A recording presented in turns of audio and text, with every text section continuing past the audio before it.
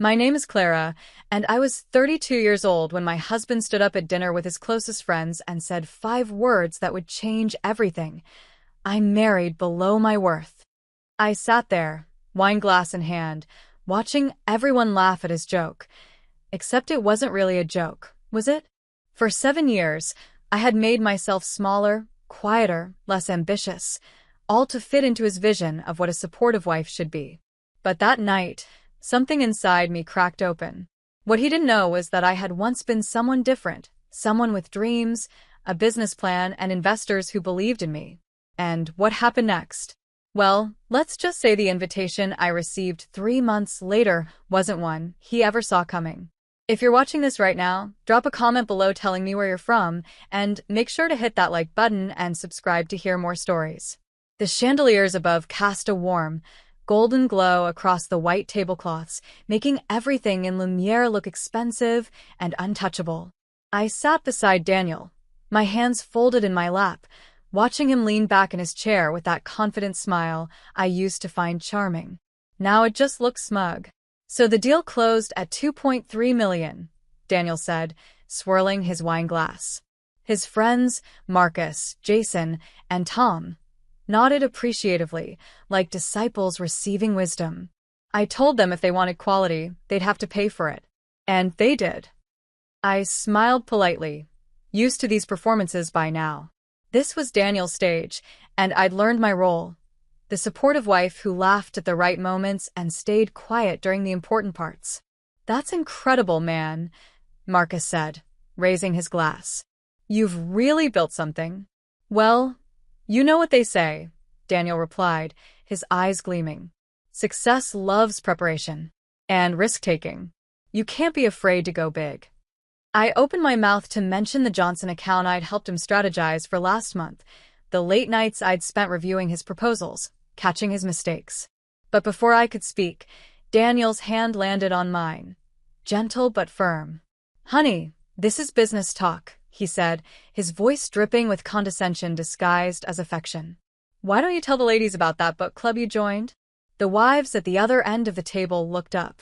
Jason's wife, Michelle, gave me a sympathetic smile. She knew. They all knew. The men laughed, not cruelly but dismissively, which somehow felt worse. I was the punchline to a joke I hadn't heard. I pulled my hand away slowly, reaching for my water glass instead. I'm fine listening, I said quietly. The conversation moved on without me, as it always did. I let my mind drift, watching Daniel's animated gestures, the way he commanded attention. I remembered when we'd met in college, back when he was just a boy with big dreams and empty pockets. I was the one working 2 jobs, waitressing at night, tutoring during the day, so he could focus on his startup idea. I was the one who believed in him when nobody else did. You know what my secret is? Daniel continued, his voice pulling me back to the present. He was on his 3rd glass of wine now, his cheeks flushed. Knowing your worth. Too many people settle. They marry people who hold them back, take jobs that don't challenge them. Me? I always aimed higher. My chest tightened. Marcus shifted uncomfortably. Come on, man, Tom said with a nervous laugh. That's a bit. But Daniel wasn't done. He raised his glass higher, looking around the table with that intoxicated confidence that made my stomach turn. Let's be honest, he said, his words slightly slurred. I'm married below my worth. The table went silent. The clinking of silverware from nearby tables suddenly seemed deafening. I felt every eye turn toward me, waiting for my reaction. Michelle's mouth fell open. Jason coughed into his napkin. I should have felt humiliated. I should have felt small. Instead, something cold and clear settled over me like a sheet of ice. I looked at Daniel, really looked at him, and saw a stranger wearing my husband's face. I picked up my wine glass, my hand steady, and took a slow sip. Then I smiled, not the practiced, pleasing smile I'd perfected over the years, but something sharper. Remember those words? I said softly. The table fell into an awkward silence. Daniel's smile faltered. Marcus cleared his throat and tried to change the subject, but the damage was done. The rest of dinner passed in a blur of forced small talk and uncomfortable laughter. In the car ride home, Daniel stared straight ahead, his jaw tight. "You embarrassed me back there," he said. I almost laughed. "I embarrassed you? Making it weird when I was just having fun with the guys." "You're too sensitive, Clara." I didn't respond. I watched the city lights blur past the window, each one a reminder of how far I'd drifted from the girl who used to dream big. When we got home, Daniel went straight to his office without another word. I stood in our bedroom, staring at myself in the mirror. Who had I become? When had I started making myself smaller to fit into his world? I pulled out my phone and scrolled through old photos. There was one from 7 years ago, me at a business pitch competition, holding a trophy, grinning like I'd conquered the world. I remembered that day. I'd won first place for a consulting platform idea, something innovative and scalable. The judges said I had vision. Then I'd met Daniel a month later. He'd been charming, ambitious, exciting. When his startup took off, he'd asked me to put my plans on hold. "Just for a year," he'd said. "Once I'm established, you can do your thing." That was 6 years ago. I opened my laptop and found the folder I hadn't touched in years. Project Elevation, Business Consultancy Platform. My old business plan. Pages of research, financial projections, investor contacts who'd once expressed interest. I stared at the screen until my vision blurred with tears. Not tears of sadness, but something else. Something like rage mixed with hope. Daniel's words echoed in my head. "I'm married below my worth." Maybe he was right. Maybe I had been below his worth, because I'd made myself small enough to fit in his shadow. But that was going to change. The next morning, Daniel left for work without a word. No apology, no acknowledgement of what he'd said. He poured his coffee, straightened his tie in the hallway mirror, and walked out the door like nothing had happened. I watched him leave from the kitchen window, my hands wrapped around my own coffee mug. His car pulled out of the driveway, and something in me exhaled. The house felt lighter without him in it. I opened my laptop again, staring at that old business plan. The words on the screen felt both familiar and foreign, like reading a letter from a past version of myself, someone braver, someone who didn't apologize for taking up space. My phone buzzed. Linda Chen. I hadn't heard from her in at least 2 years. "Coffee today? I'm in town. Would love to catch up." Linda had been my mentor in business school, the woman who'd pushed me to enter that pitch competition. She'd been disappointed when I'd shelved my dreams for Daniel's career, though she'd been too kind to say it directly. I texted back immediately. "Yes. When and where?" We met at a small cafe downtown, the kind with mismatched furniture and local art on the walls.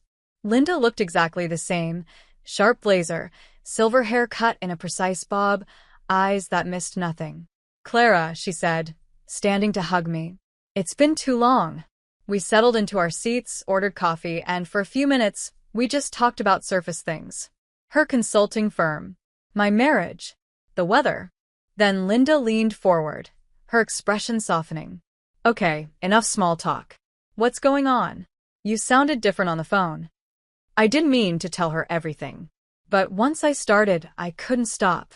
The dinner. Daniel's words. The years I'd spent supporting his dreams while mine collected dust. Linda listened without interrupting, her face unreadable. When I finished, she sat back and crossed her arms. "Do you remember what you told me when you won that competition?" she asked. I shook my head. "You said, 'I'm going to build something that matters. Something that's mine.' You were on fire, Clara. You had this intensity that made people want to invest in you." She paused. "What happened to that woman?" I looked down at my coffee. "She got married." "No," Linda said firmly. "She let someone convince her she was small. There's a difference." The words hit me harder than I expected. My throat tightened. "He told me once that women don't handle risk well," I admitted. "That I should be grateful he was willing to take the big swings while I kept things stable at home." Linda's jaw clenched. "And you believed him?" "I don't know. Maybe. It was easier than fighting." "Clara." Linda reached across the table and grabbed my hand. "That man didn't marry below his worth. He married someone who scared him. Someone with more potential than he could handle." So he spent years convincing you to stay small. I felt something crack open inside me. Not breaking, cracking like an egg. Something ready to emerge. What do I do? I whispered. Linda smiled. You do what you were always meant to do. You build something. And you stop asking for permission. That night, I sat at the dining room table with my old notebooks spread around me.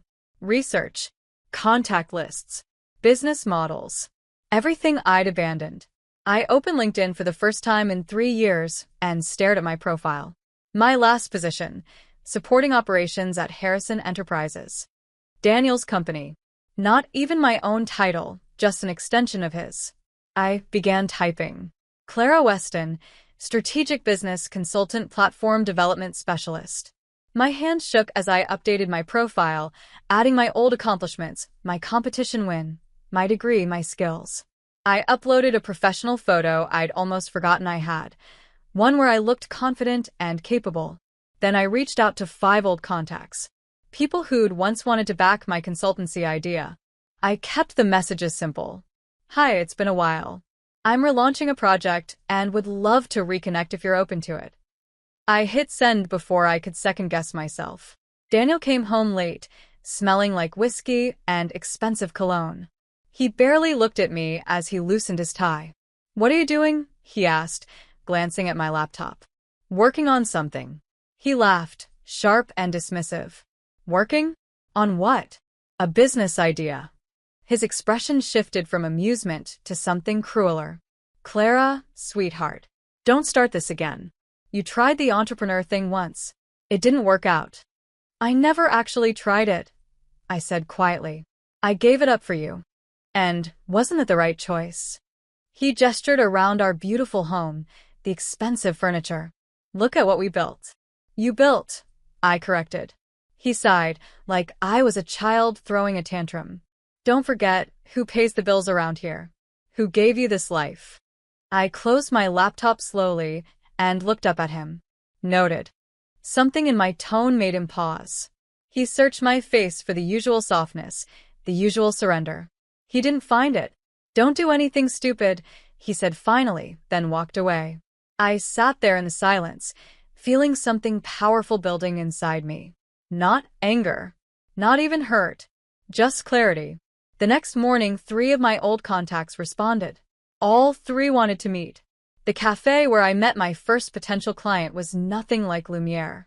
No chandeliers, no pretense. Just good coffee and honest conversation. The man sitting across from me was Gerald Thornton, a name that meant something in business circles. He'd built Thornton Holdings from the ground up, and his investment portfolio included dozens of successful companies. I hadn't known who he was when I'd agreed to the meeting. One of my old contacts had simply said, "There's someone who wants to hear your pitch." Ms. Weston, Thornton said, his handshake firm. He was older, maybe 60, with silver hair and sharp eyes that evaluated everything. Thank you for meeting me. Thank you for the opportunity, I replied, trying to keep my voice steady. Though I'll admit, I'm not entirely sure what this is about. He smiled. I've been following your LinkedIn. Your platform concept, the consultancy model for mid-sized businesses struggling with digital transformation. It's smart. Timely. I blinked. You saw that? I see a lot of things. The question is, are you serious about building it? Or is this just something you're playing with? The word playing stung, an echo of Daniel's dismissiveness. But instead of shrinking, I felt something ignite. I'm serious, I said.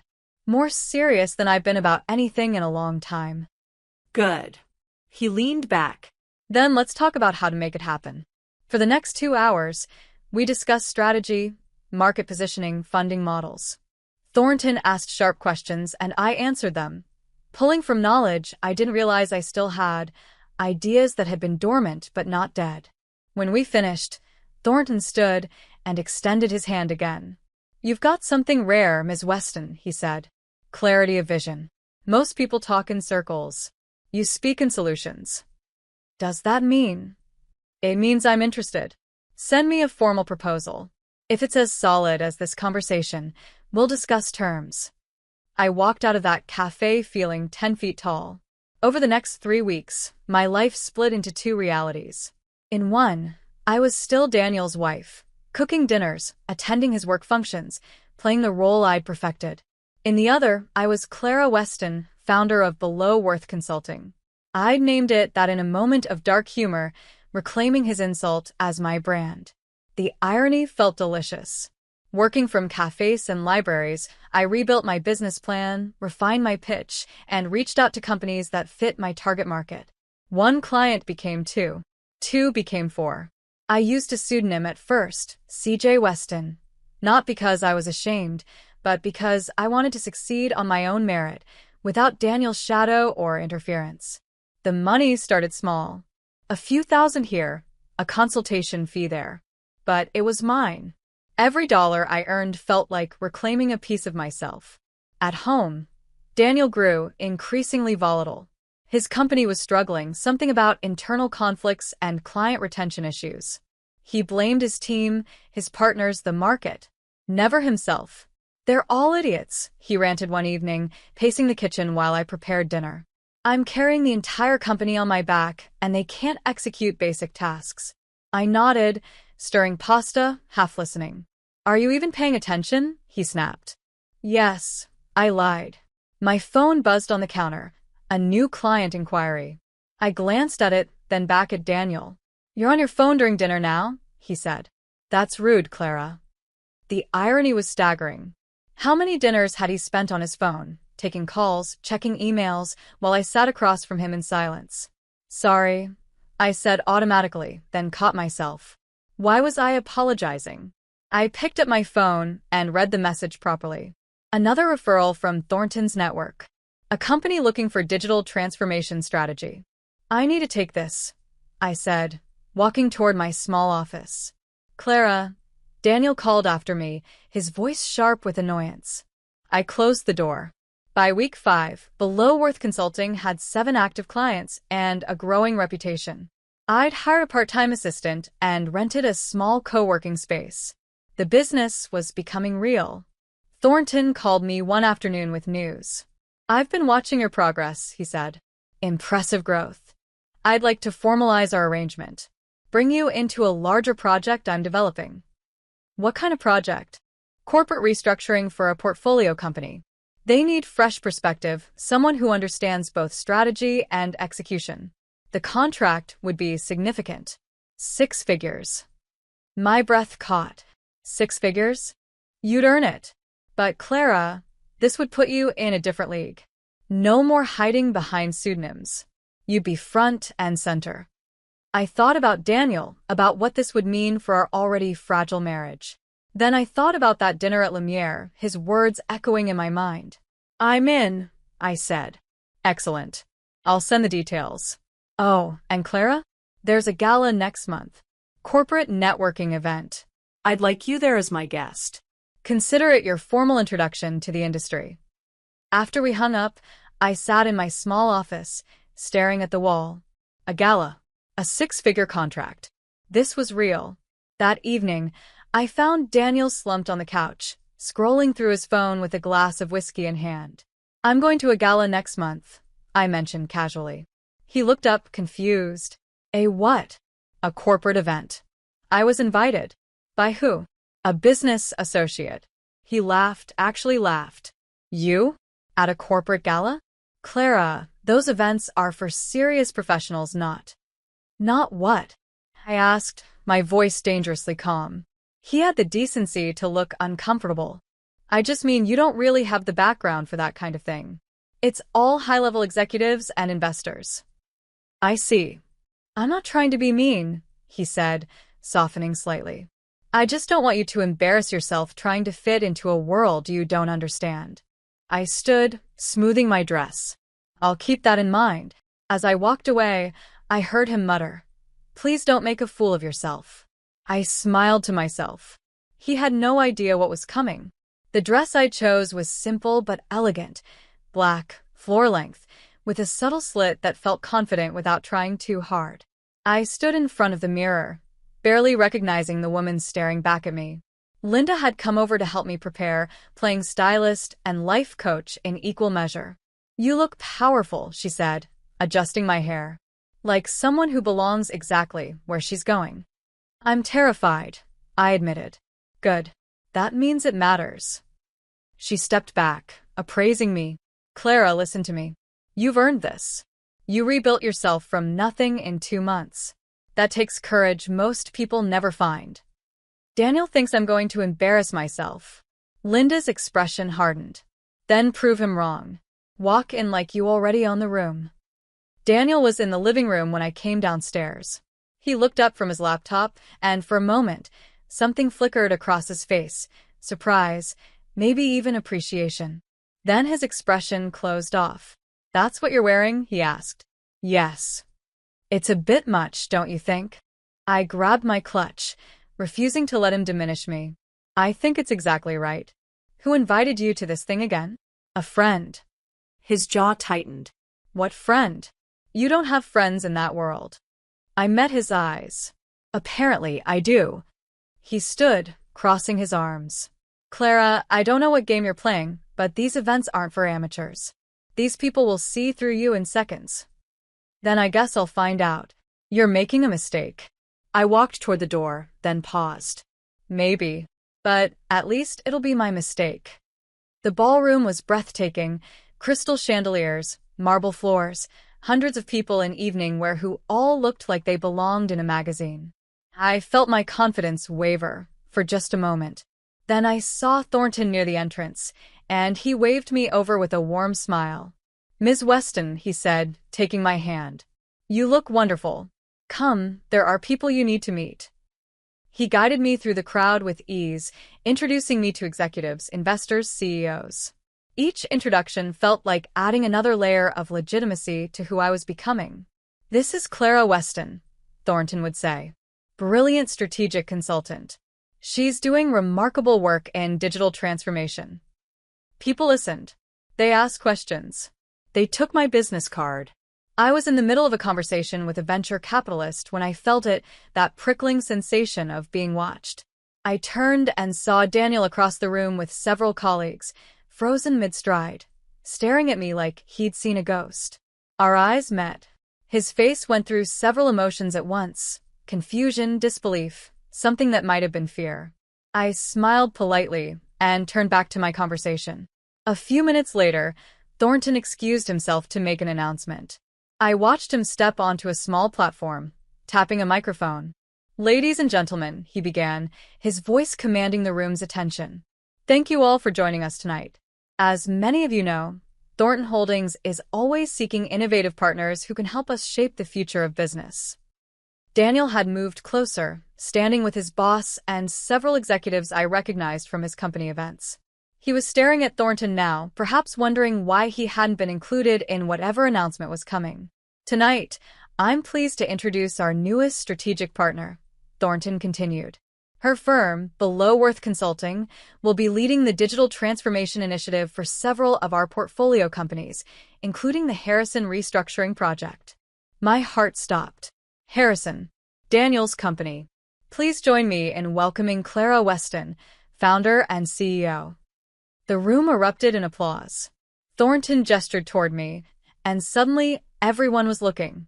I felt my legs move automatically, carrying me forward through the crowd, up to the platform. I took the microphone with shaking hands, but when I spoke, my voice was steady. Thank you, Mr. Thornton. I'm honored to be here and excited about the work ahead. I kept it brief, professional, but as I scanned the room, I found Daniel. He stood there, pale, his colleagues whispering around him. Marcus was beside him, looking between us with wide eyes. I stepped down from the platform, and immediately people swarmed me with congratulations and questions. Through the crowd, I saw Daniel pushing toward me, his face a mixture of anger and shock. When he reached me, he grabbed my elbow, not hard, but insistent. We need to talk, he hissed. Now. I excused myself from the conversation and let him pull me into a quieter corner near the bar. What the hell is this? He demanded, his voice low and furious. Harrison? You're working with Thornton on my company? I'm consulting on a restructuring project, I said calmly. It's business, Daniel. Business? What game are you playing? I looked at him, really looked at him, and felt nothing but calm clarity. The one you taught me. His face went red. You did this to embarrass me. To get revenge for one stupid comment. This has nothing to do with you. Bullshit. You. Mr. Harrison. Thornton's voice cut through Daniel's anger like a knife. He approached us with a smile that didn't reach his eyes. I see you've met our new partner. Daniel's expression shifted immediately, that practiced charm sliding into place. Yes, Mr. Thornton. My wife and I were just... Your wife. Thornton's eyebrows rose.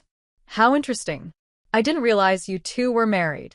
The pause that followed was excruciating. Daniel looked between us, realizing he'd just connected that might have stayed separate. Small world, I said lightly. Thornton's smile sharpened. Indeed. Mr. Harrison, I trust this won't create any conflicts of interest? Ms. Weston was hired based purely on merit. Her work speaks for itself. Of course not, Daniel said quickly. No conflict at all. Excellent. Thornton turned to me. Clara, the CFO of Brighton Tech wants to speak with you about a potential project. Shall we? I nodded, then looked at Daniel one last time. His expression had changed again, no longer angry, but something smaller, something uncertain. I followed Thornton back into the crowd, feeling Daniel's eyes on my back. Behind me, I heard one of his colleagues whisper, "Wait, that's his wife." The consultant. I didn't turn around. I didn't need to. The woman who'd once made herself small enough to fit in Daniel's world was gone. In her place stood someone new, someone who'd learned that the only person who could measure her worth was herself. And I was just getting started. The morning after the gala, I woke to an empty bed. For a moment, I thought Daniel had already left for work, but then I heard movement downstairs, the sound of pacing, of restless energy that couldn't settle. I found him in the kitchen, still wearing yesterday's dress shirt, now wrinkled and untucked. His hair stood in odd directions, and dark circles shadowed his eyes. He'd been up all night. Morning, I said, moving past him to start the coffee maker. He didn't respond immediately, just stared at me like I was a puzzle he couldn't solve. How long? He finally asked. How long what? Don't play dumb, Clara. How long have you been planning this? I poured water into the machine, measuring grounds with steady hands. I wasn't planning anything. I was building something. With Thornton. With my company's investor. I didn't know Harrison Enterprises was in his portfolio when I started. I turned to face him. And even if I had, so what? Are you saying I'm not allowed to work? You're not allowed to sabotage me. The accusation hung in the air between us. I could have gotten angry. A few months ago, I would have apologized, tried to explain, made myself smaller to ease his discomfort. Instead, I just laughed, a short, bitter sound that surprised us both. Sabotage you? Daniel, I didn't even think about you. That's the part you can't seem to understand. This wasn't about you at all. His face flushed red. The hell it wasn't. You show up at that gala, make your grand entrance, embarrass me in front of my colleagues. I embarrassed you? My voice rose despite my efforts to stay calm. You stood in front of our friends and told them you married below your worth. You humiliated me in public. And when I finally do something for myself, something that has nothing to do with you, you call it sabotage. It has everything to do with me. You're working on my company's restructuring project. Don't act innocent. Then maybe you should have thought about that before you spent years telling me I wasn't capable of anything. He opened his mouth, closed it, opened it again. I never said that. You didn't have to say it. You showed me every single day. I grabbed my coffee mug and walked toward the door. I have a conference call in an hour. Excuse me. Clara. I didn't turn around. At work, the whispers had already started. I could feel them the moment I walked into the Harrison Enterprises building for my first official meeting as a consultant. People I'd seen at company holiday parties, people who'd smiled politely at me as Daniel's wife, now looked at me with something between confusion and respect. Is that her? I heard someone whisper as I passed. She's the one Thornton brought in. Wait, isn't she married to Harrison? I kept my head high, my expression neutral, and followed the assistant to the conference room where the executive team waited. Daniel was already there, sitting at the far end of the table. Our eyes met for a brief second before he looked away, his jaw tight. The meeting was professional, efficient. I presented my preliminary assessment of the company's digital infrastructure and proposed a phased transformation strategy. The executives asked questions. I answered them. Daniel said nothing, just stared at his laptop screen like it held the secrets of the universe. Afterward, as people filed out, Thornton approached me in the hallway. "Well done in there," he said. "You handled the tension well." "What tension?" I asked innocently. He smiled. "I may be old, but I'm not blind. Having your husband in the room while you essentially audit his company's failures, that can't be easy. It's not personal. It's business." "Is it?" He studied me carefully. "Clara, I've been doing this a long time. I recognize ambition when I see it, but I also recognize pain. Make sure you know which one is driving you." His words stayed with me long after he left. That night, Daniel came home earlier than usual. I was in my office, the spare bedroom I'd converted into a workspace, reviewing financial reports when I heard his footsteps in the hallway. "Can we talk?" he asked from the doorway. I glanced up. He looked exhausted, defeated in a way I'd never seen before. "Sure." He sat in the chair across from my desk, and for a moment, neither of us spoke. The silence felt heavy with everything we weren't saying. "I heard what people were saying today," he began. About you. "About us. And they think you're brilliant. They think I'm—" He trailed off, rubbing his face with both hands. "They think I'm lucky to have you." I waited. "Maybe they're right," he continued quietly. "Maybe I didn't see it before. What you were capable of." "Daniel, let me finish." He looked at me, then really looked at me. I was wrong. At the dinner, and probably 1,000 times before that. I was wrong.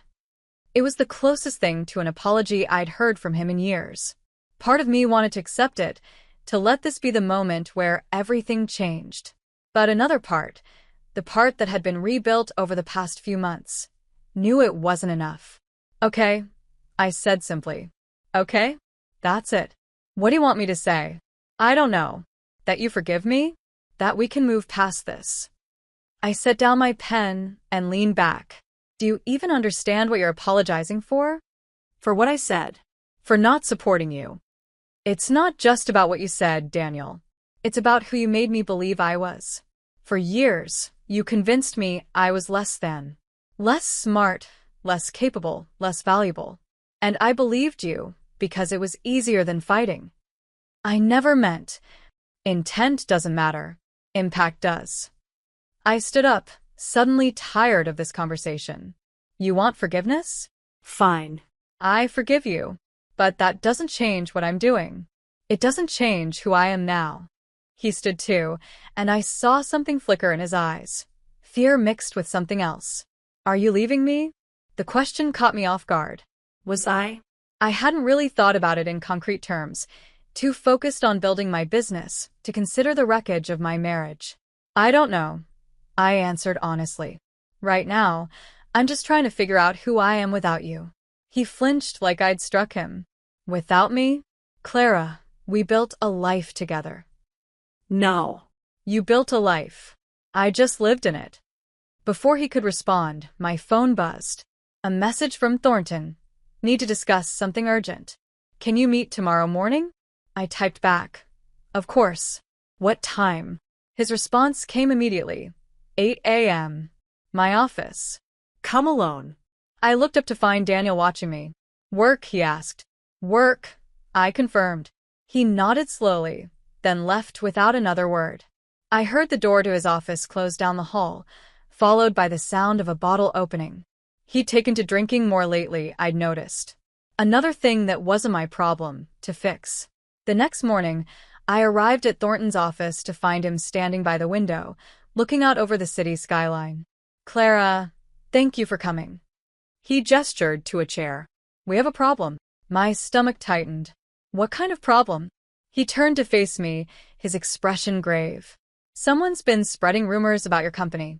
Anonymous posts on industry forums, emails to potential clients questioning your credentials, suggestions that your relationship with me is inappropriate.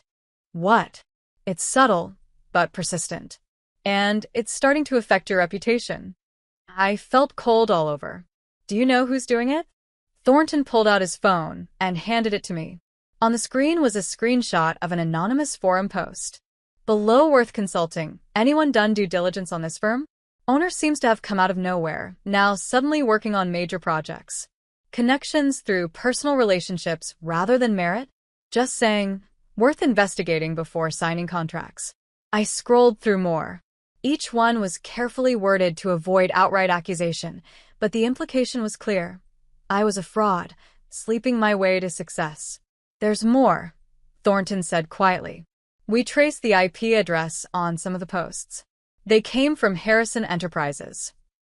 The words hit me like a physical blow. Daniel. We can't prove it was him specifically. It could be anyone at the company. But given the timing, I handed back the phone, my hands shaking. Not with fear, with rage. What do you want to do? Thornton asked. I thought about it. The old Clara would have been devastated, would have questioned herself, maybe even given up. But I wasn't her anymore. Can you get me proof? I asked. Concrete evidence linking these posts to a specific account. I have people looking into it now. Good. Because if Daniel did this... I stood up, smoothing my skirt.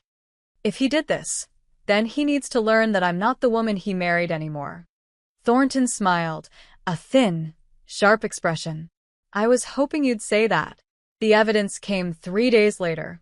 Not just forum posts, but emails, dozens of them sent from a dummy account to my clients, potential investors, even journalists. Each one raised questions about my qualifications, my ethics, my relationship with Thornton. And they all traced back to Daniel's email server, his personal account, accessed from his office computer. I sat in my home office, staring at the documentation Thornton's IT team had compiled, and felt something inside me go very still and very cold. This wasn't just professional sabotage. This was personal. This was Daniel trying to destroy the one thing I'd built for myself because he couldn't handle watching me succeed. My phone rang. Thornton. Did you review the files? He asked. Yes. And I want him to face consequences. My voice didn't shake. What are my options? Several. We could report it to the company board, let them handle it internally. We could pursue legal action for defamation. Or, he paused. There's a board meeting next week to review the restructuring project. Daniel's team is supposed to present their progress. You're scheduled to present your assessment as well. I understood immediately. You want to expose him there. I want you to decide what happens next, Clara. This is your reputation on the line. Your career. I'll support whatever choice you make. I thought about it. About Daniel sitting in that conference room, confident and smug, not knowing what was coming. About all the times he'd made me feel small, insignificant, less than.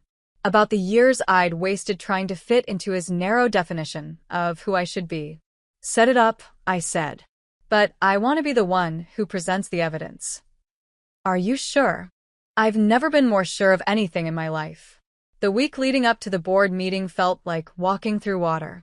Daniel and I moved around each other like ghosts, occupying the same space, but barely acknowledging each other's existence. He'd come home late, sleep in the guest room, leave early. I wondered if he knew what was coming, or if he was just avoiding the wreckage of our marriage. I didn't tell him. I didn't owe him a warning. The night before the meeting, I stayed up late, rehearsing my presentation. Not just the business assessment, that was solid, backed by data and clear recommendations. But the other part, the exposure, that needed to be perfect. Linda called around midnight. Can't sleep? She asked. How did you know? Because I know you. And I know tomorrow is important. I told her everything, the sabotage, the evidence, the plan. When I finished, there was a long silence. Are you doing this for the right reasons? Linda finally asked. What do you mean? I mean, is this about protecting your business? Or is it about hurting Daniel? The question made me pause. Both? Is that wrong? Not wrong. Just. Clara, Make sure you can live with whatever happens after tomorrow. Because once you do this, there's no going back. I know. Good. Then do it with your head held high. You've earned that. The boardroom at Harrison Enterprises was exactly as I remembered from previous meetings: long mahogany table, leather chairs, walls lined with awards and framed photos of company milestones. Daniel was already there when I arrived, sitting with his team, laughing at something his assistant said. He looked up when I entered, and our eyes met. Something passed between us, a final acknowledgement of what we'd once been to each other, before everything fell apart. Thornton was at the head of the table, flanked by the other board members. The company's CFO, COO, and several senior executives filled the remaining seats. Excellent, we're all here, Thornton said. Let's begin. Mr. Harrison, why don't you start with your team's progress report? Daniel stood, confident and polished. He launched into his presentation: growth projections, new client acquisitions, efficiency improvements. It was smooth, practiced, and about 70% fabricated. I knew because I'd reviewed the actual numbers. The gap between his claims and reality was significant. The board asked questions. Daniel answered them with the easy charm that had once fooled me too. Then it was my turn. I stood, opened my laptop, and pulled up my presentation. Thank you for the opportunity to present today. Over the past 6 weeks, I've conducted a comprehensive assessment of Harrison Enterprises' operations, infrastructure, and strategic positioning. I walked them through my findings: the inefficiencies, the outdated systems, the misallocated resources. With each slide, I watched Daniel's confidence erode slightly. The numbers I presented contradicted his rosy projections. However, I continued, before we discuss solutions, there's a more pressing issue that needs to be addressed. The room went silent. Daniel shifted in his seat. Over the past month, my company has been the target of a coordinated defamation campaign. Anonymous posts on industry forums, emails to clients questioning my credentials, suggestions of impropriety in my business relationships. I pulled up screenshots, showing them on the large screen. Several board members leaned forward, reading. Initially, we couldn't identify the source. But thanks to Thornton Holdings' IT security team, we traced these communications back to this company. Specifically, I pulled up the next slide. To an email account belonging to Daniel Harrison. The room erupted. Daniel shot to his feet. That's absurd. I never. The evidence is quite clear, Thornton interrupted, his voice cutting through the noise. We have logs, IP addresses, and even recovered drafts from your account. Would you like to review them? Daniel's face went white, then red. This is a setup. She's manipulating. Mr. Harrison, the CFO cut in, his voice icy. Are you suggesting Ms. Weston fabricated evidence? Because that's a serious accusation. I'm saying she has a conflict of interest. She's my wife, for God's sake. This is obviously personal. Personal. I kept my voice level, professional. You're right. You sabotaging my business is personal. But my assessment of this company is based purely on data. Data that, I should note, contradicts several claims you made in your presentation today. I pulled up a comparison slide, Daniel's projections next to the actual figures. The discrepancies were damning. The board members exchanged glances. Thornton leaned back in his chair, his expression unreadable. Mr. Harrison, the COO said slowly, would you like to explain these inconsistencies? Daniel looked around the room, searching for an ally. He found none. The numbers are their projections. Estimates. You can expect. We can expect honesty, Thornton said quietly. And integrity. Two things that seem to be in short supply at the moment. The silence that followed was deafening. I watched Daniel's world collapse in real time, the realization that his actions had consequences, that he couldn't charm or manipulate his way out of this. I think, Thornton continued, we need to discuss next steps in private. Ms. Weston, thank you for your presentation. It was illuminating. I gathered my materials, my hands steady despite the adrenaline coursing through me. As I walked past Daniel, he grabbed my arm. Clara, please, he whispered. Don't do this. I looked down at his hand, then up at his face. I didn't do this, Daniel. You did. I pulled free and walked out, leaving him standing there with nothing but the wreckage he created. Outside the building, I made it to my car before my hands started shaking. Not from fear or regret, but from the sheer weight of what I'd just done. I'd stood in front of those men who'd once seen me as nothing more than Daniel's wife, and I'd taken him down with facts and evidence and unwavering resolve. I felt powerful, and I felt heartbroken, because somewhere beneath the anger and betrayal, I still remembered the boy I'd fallen in love with in college. The one with big dreams and bigger heart. When had he become this person? Or had he always been this way, and I'd just been too blind to see it? My phone buzzed. A text from Thornton. Board voted to suspend Harrison pending investigation. They want you to take over the restructuring project directly. Interested? I stared at the message for a long time before responding. Yes. I didn't go home that night. Instead, I checked into a hotel. Nothing fancy, just a quiet room where I could think without the weight of my marriage pressing down on me. The news spread fast. By the next morning, my phone was flooded with messages. Some from colleagues congratulating me. Some from mutual friends asking if I was okay. One from Linda that simply said, "Proud of you." And then there was a text from Marcus, Daniel's best friend. "He's not okay. He lost everything. But he's not done with you yet." I stared at that message for a long time, trying to decide if it was a warning or a threat. Either way, I wasn't surprised. Daniel had never been good at accepting consequences. Over the next week, I moved forward with the restructuring project while Daniel's professional life unraveled. The board suspended him indefinitely. His colleagues distanced themselves. The investors Thornton had introduced him to years ago quietly pulled their support. I should have felt vindicated. Instead, I just felt tired. I was working late one evening, reviewing employee retention strategies, when my office receptionist called. "Ms. Weston, there's someone here to see you. He says he's your husband." My chest tightened. "Tell him I'm busy." I did. "He says he'll wait." I closed my laptop with a sigh. "Send him in." Daniel looked terrible. His suit was wrinkled, his hair unkempt, his eyes hollow. He'd lost weight in just a week, his face gaunt and shadowed. "You look like hell," I said, then immediately regretted it. Even after everything, I couldn't fully suppress the part of me that still cared. "I feel worse." He stood awkwardly in the doorway, like he wasn't sure if he was allowed to come in. "Can we talk?" I gestured to a chair. He sat, perching on the edge like he might need to run at any moment. For a long moment, neither of us spoke. The silence was heavy with 7 years of marriage, of love turned sour, of dreams deferred and betrayed. "You win," he finally said. "Congratulations. Is that what you think this is? A competition? Isn't it?" He laughed bitterly. "You wanted to prove me wrong, to show me I was an idiot for saying what I said. Well, mission accomplished. I've lost my job, my reputation, his voice cracked. My wife."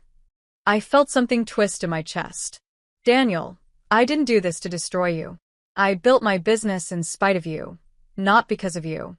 And when you tried to tear it down," I shook my head. "When you tried to sabotage me, you made a choice. This is just consequence." "I know." He rubbed his face with both hands. "God, Clara, I know. I was angry and scared, and I did something unforgivable. But I need you to understand." He looked up, his eyes red. "You made me feel small." The words hung in the air between us. I wanted to be angry, to reject the accusation entirely, but I forced myself to really hear what he was saying. "Explain that," I said quietly. "When we met, I was nobody. Just some guy with an idea and no money. You were the smart one, the capable one. You won competitions, impressed professors, had investors interested. And I was the boyfriend who was lucky to have you. So you spent our entire marriage trying to make me smaller than you?" I didn't mean to. His voice was barely a whisper. "But yeah." "I guess I did. Every time you asked about my work, I felt like you were judging me. Every time you suggested something, I felt inadequate. So He trailed off. You made me feel inadequate instead, I finished. He nodded, shame written across his face. I told myself I was protecting my ego, but really, I was just being a coward. And by the time I realized what I'd done, you were already gone. Not physically, but you'd already left me. You just didn't know it yet. I sat back in my chair, processing this. It didn't excuse what he'd done. It didn't erase the years of subtle cruelty, of dismissiveness, of making me question my own worth. But it did make him human. Flawed and damaged and painfully, devastatingly human. What do you want from me, Daniel? I don't know. He laughed without humor. Forgiveness? Understanding? A time machine? I can't give you the last one. And the first two. I took a deep breath. I need time. I know. I just wanted you to know that I see it now. What I did to you. What I took from you. He stood up slowly. You were always worth more than I was ready for. As he walked to the door, something in me shifted. Not forgiveness, exactly, but maybe the beginning of understanding. Daniel? I called out. He turned. I hope you find whatever it is you're looking for. Whatever makes you feel like you're enough. His eyes filled with tears. He nodded once, then left. I sat alone in my office, staring at the door long after it closed. My phone buzzed. Thornton, asking about tomorrow's strategy meeting. Life moving forward, indifferent to my emotional turmoil. I picked up the phone and responded, ready when you are, because that was the truth. Whatever happened with Daniel, whatever remained of our marriage, I was ready. Ready to keep building, keep growing, keep proving to myself that I was exactly as capable as I'd always known I could be. 2 weeks later, I received divorce papers. Daniel had filed quietly, through a lawyer, with a straightforward division of assets. No drama, no fight. Just a clean ending to something that had stopped being a marriage long before either of us admitted it. I signed them in my office, feeling strangely calm. Linda sat across from me, watching with concern. How are you feeling? She asked. Free, I said. And I meant it. That night, I did something I hadn't done in years. I went through old boxes from storage, pulling out mementos from my college days. Photos from the business competition. My original business plan. Letters from professors who'd believed in me. I found one letter in particular from my favorite professor. Clara, you have something rare, the ability to see solutions where others see only problems. Don't ever let anyone convince you to dim that light. I'd read those words when I was 22 and felt invincible. Then I'd spent 7 years letting someone convince me I was ordinary. But I wasn't ordinary. I never had been. I took the letter and pinned it on the wall of my office, right where I could see it every day. 6 months later, Below Worth Consulting had grown beyond anything I'd imagined. What started as a small consultancy had evolved into a full-service digital transformation firm with 15 employees, offices in 3 cities, and a client list that read like a who's who of Fortune 500 companies. Thornton had been true to his word, introducing me to key players and backing my expansion. But the success was mine. Every client I earned through merit, every employee I hired through careful selection, every strategic decision that paid off, those were mine. I'd moved into a new apartment downtown, all glass and light, with a view of the city that made me feel like I was on top of the world. Sometimes I'd stand at the window with my morning coffee and think about how far I'd come. Not just professionally, but personally. I'd rediscovered who I was beneath the weight of Daniel's expectations. I'd learned to trust my own judgment, to speak up without apologizing, to take up space without feeling guilty about it. One morning, my assistant buzzed me. Ms. Weston? There's a reporter from Business Today here for your interview. Right. The interview. They were doing a feature on women entrepreneurs who disrupted their industries. My face was going to be on the cover. The reporter, a sharp woman in her 30s named Jessica, set up her recording equipment while I settled into my desk chair. So, she began, let's start at the beginning. Below Worth Consulting. Unusual name for a business. What's the story there? I smiled. I'd been asked this question before, but I never tired of answering it. Someone once told me I married below my worth, I said. At the time, it felt like the worst insult imaginable. But later I realized he was right, just not in the way he meant. I was below my own worth because I'd made myself smaller to fit into someone else's vision of who I should be. And the name? It's a reminder. Below worth where I started, but not where I stayed. Every time I see it on my business cards, I remember that my worth isn't measured by anyone else's standards but my own. The interview lasted an hour, covering everything from my business philosophy to my approach to work-life balance. When it was over, Jessica packed up her equipment and paused at the door. "Off the record," she said, "I looked into your background while researching this piece. I know about your ex-husband, about what happened at Harrison Enterprises." My stomach tightened. And I think it takes incredible strength to turn that kind of pain into this kind of success. Not revenge, success. There's a difference. "Thank you." After she left, I sat alone in my office, letting her words sink in. Not revenge, success. That distinction mattered to me more than I'd realized. The magazine came out 3 weeks later. I bought 5 copies, feeling simultaneously proud and embarrassed by my own face staring back at me from the newsstand. The headline read, "Clara Weston, the woman who redefined resilience." Inside was a 2-page spread with photos from my office, quotes about entrepreneurship and empowerment, and a sidebar about Below Worth Consulting's rapid growth. I posted a photo on LinkedIn with a simple caption, "Grateful for the journey. Honored by the recognition. Excited for what's next." The responses were overwhelming. Hundreds of comments, messages from women who'd experienced similar struggles, offers for speaking engagements and podcast interviews. And then, buried among the congratulations, I found a message from an unexpected source. Daniel's old email address, though the message came from a new account. "Clara, I saw the article. I'm teaching business ethics at the community college now. Showed your interview to my students. They were inspired. I was too. Thank you for becoming the woman I couldn't see. Proud of you, even if I have no right to be." I read it 3 times, feeling a complicated mix of emotions. Not anger anymore. Not even sadness. Just a quiet acknowledgement of what we'd been and what we'd both become. I didn't respond. Some things were better left as closed chapters. A month later, I received an invitation to speak at a women's entrepreneurship conference. 500 attendees, all of them looking to start or grow their own businesses. I stood backstage, listening to my introduction, feeling nervous in a way I hadn't in months. This was different from board meetings or client presentations. This was personal. Please welcome to the stage Clara Weston, founder and CEO of Below Worth Consulting. I walked out to applause, standing in the spotlight, looking out at hundreds of faces, women of all ages, all backgrounds, all of them seeking something I'd found the hard way. "Thank you for having me," I began, my voice steady. "I want to start by telling you about the worst dinner party I ever attended." I told them everything. The humiliation, the moment of clarity, the decision to rebuild myself from the ground up. I told them about the fear and doubt, about the small wins that led to bigger ones, about learning to measure my own worth.